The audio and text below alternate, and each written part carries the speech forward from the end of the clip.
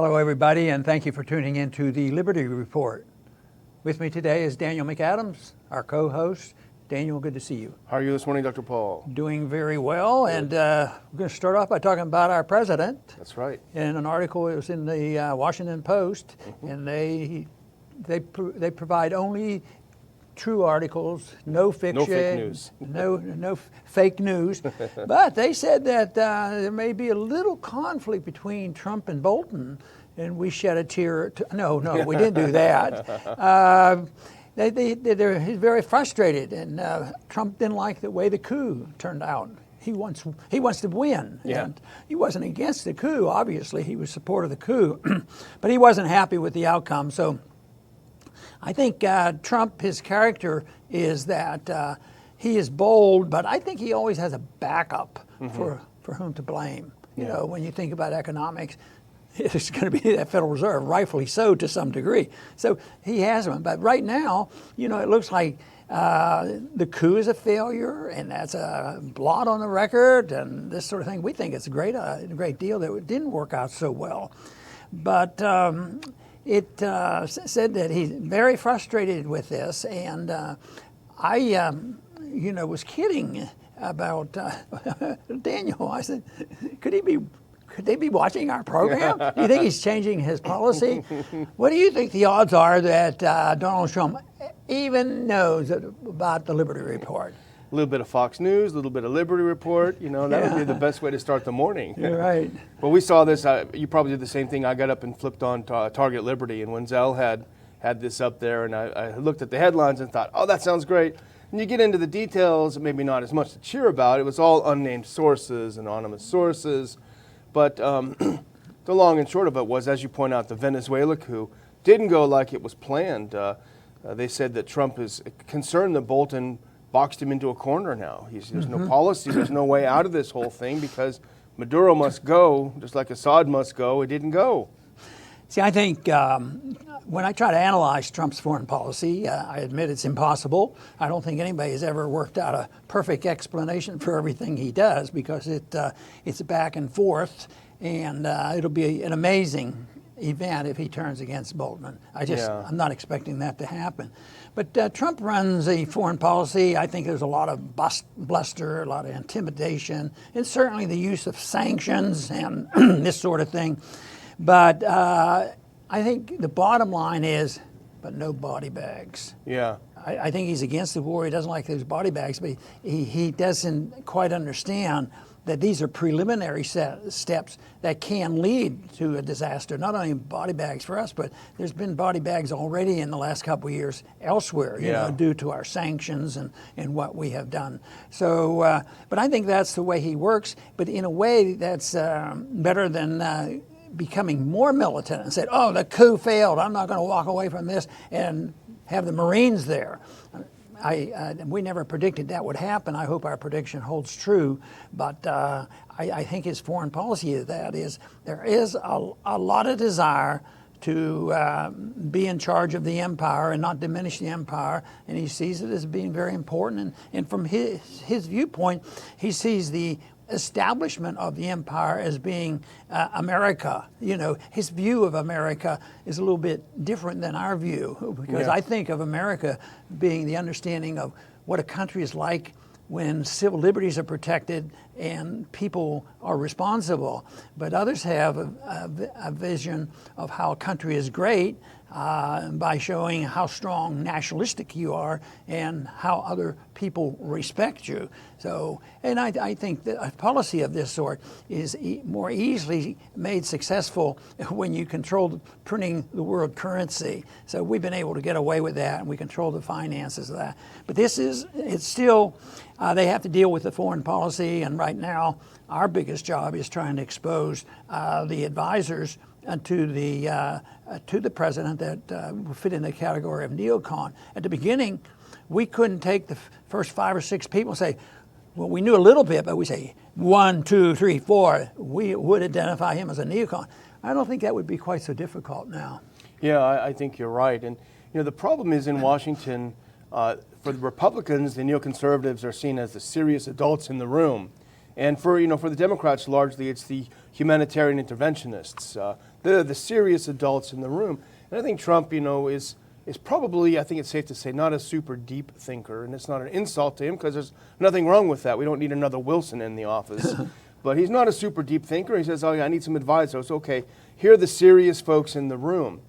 Without realizing, unfortunately, or learning from history, that neocons lie all the time. The noble lie, Strauss, they exaggerate, they lie. Remember what they said when they were cajoling Bush? It'll be a cakewalk in Iraq, don't worry about it. Ironically, one of Trump's great successes in the campaign was when he looked at Bush's brother in the eye and said, your brother's war was a disaster, Iraq was a failure. And people couldn't believe a Republican candidate was saying that. So he got it then. But then he hired the same people who created that disaster. It's just hard to figure out. And they look at these failures as a technical thing, and they're momentarily there. It happens today and yesterday and last month, and it has to do with Venezuela. But they never look at the bigger picture of the overall policy that they're following. I see this, of course, as a continuation of the failure of a policy of interventionism. Yeah. But because they don't want to admit that, they're able to adjust their thinking. Yeah, well, we didn't know this would happen. We should have covered our bases here. It's just a technical problem, and that's why it failed. And we misled individuals because we thought we had a stronger opposition in Venezuela. Misjudgment, but it's really there. They go back and they will not think about their overall strategy and their policy.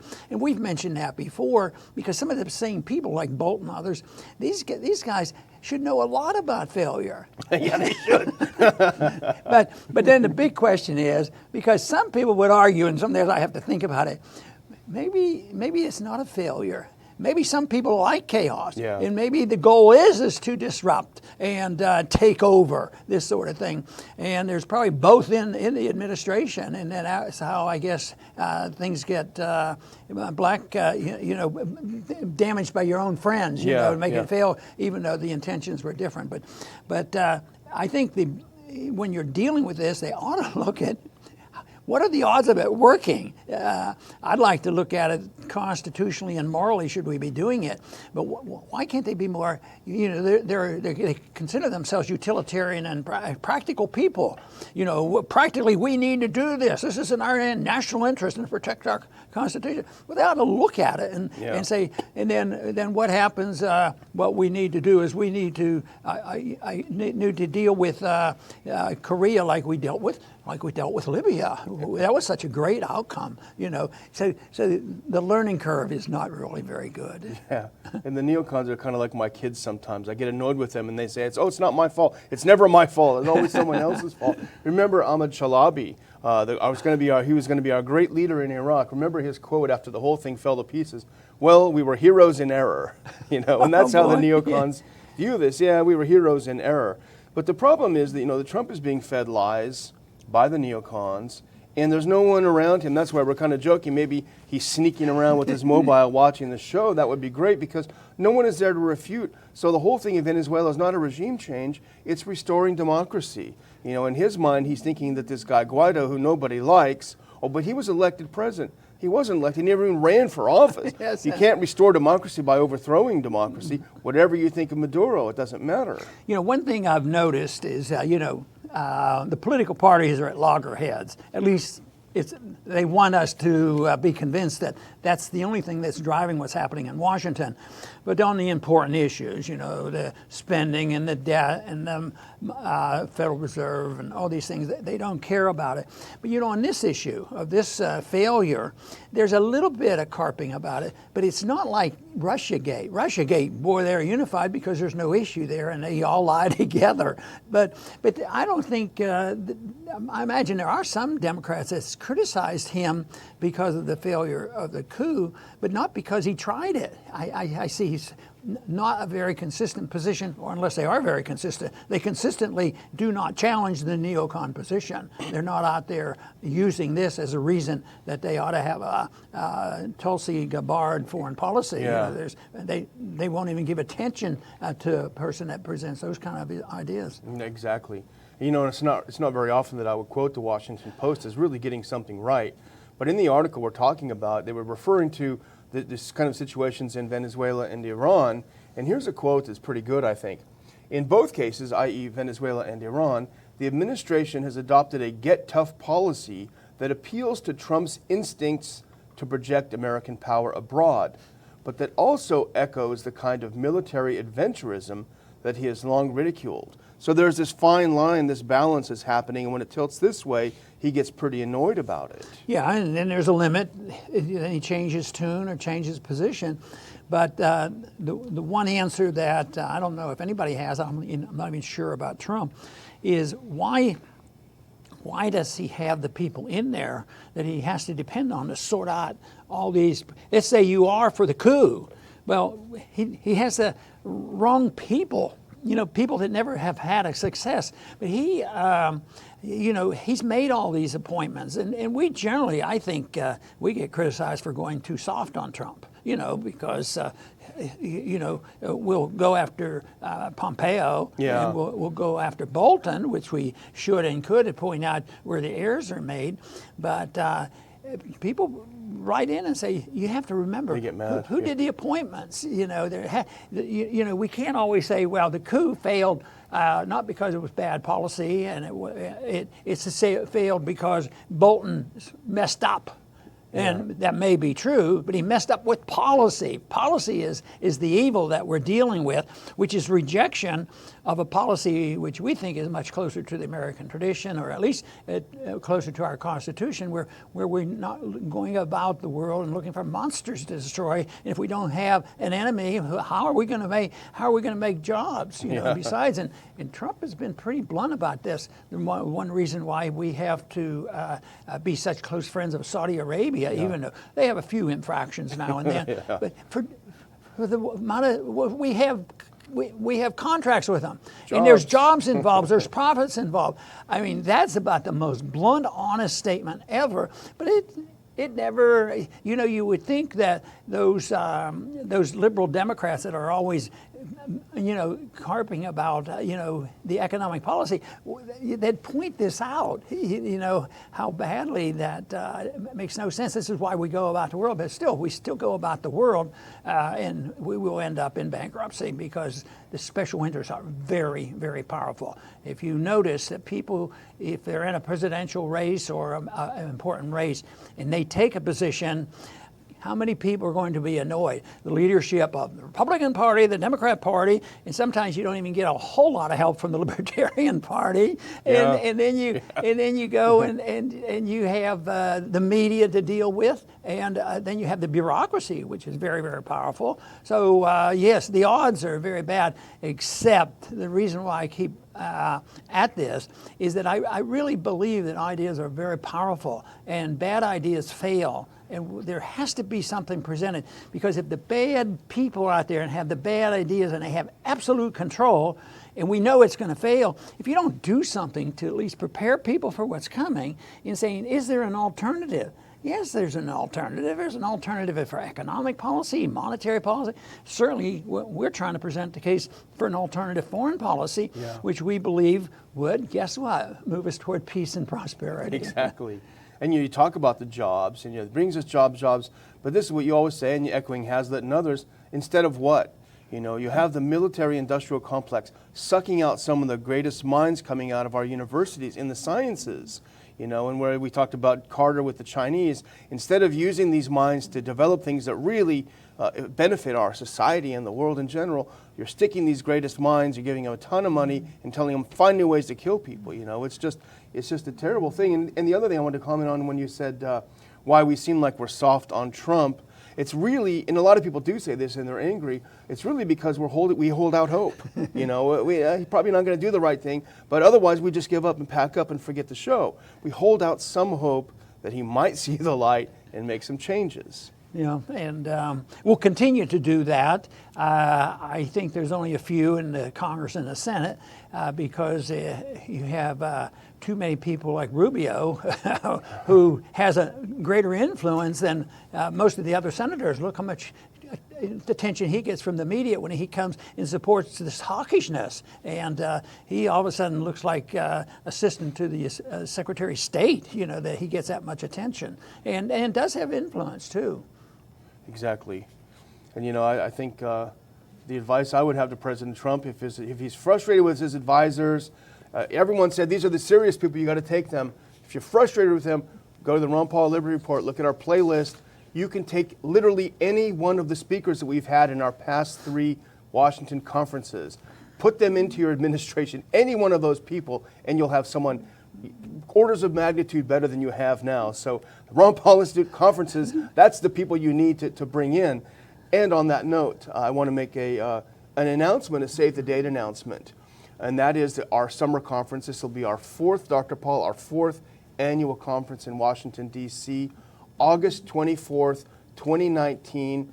We'll put tickets on sale here pretty soon, but we're excited. Our theme is going to be engagement, not isolationism.